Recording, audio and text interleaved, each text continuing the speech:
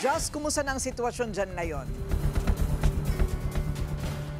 Corina, mahaba ang pila ng mga deboto sa Quirino Grandstand para sa pahalik sa Poong Jesus Nazareno.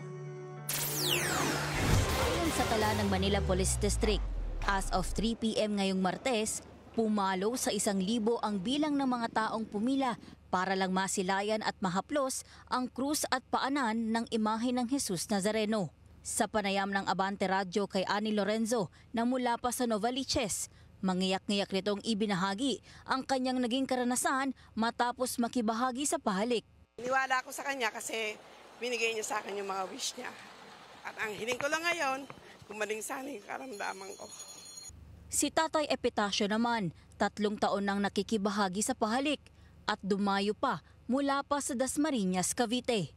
Ayos lang, maganda. Mabilis po ba? Oo. Or encounter po ba kayo hindi maganda? Wala naman. Hindi, wala na. Maraming nag-assist, maganda. Maayos.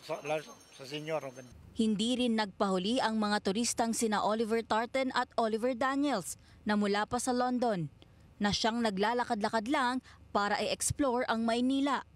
By pure chance, by the luck of God, we were walking around exploring Manila and we saw all the crowds at the bandstand and we asked some people what's going on and they explained it's a Christian celebration and so we came over to check it out and it's been really amazing. Bumilib din daw sila sa pananampalataya at debosyon ng mga Pilipino. Obviously, we don't do this back home, and so it was a little bit strange to begin with.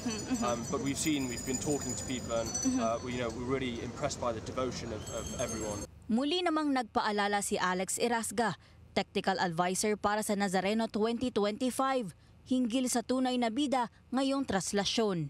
Talagang bida dito sa pagdiriwang ito. Hindi ho kaming mga heroes, hindi kaming mga deboto, kundi ang ating mahal na Senyor.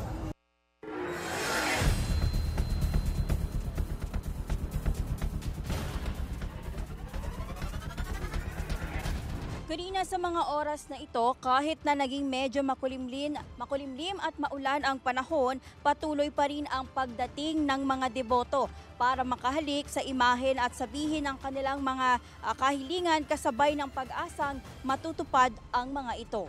Para sa agenda, Just Ignacio, Abante Radio. Maraming salamat, Just Ignacio, live mula sa Maynila.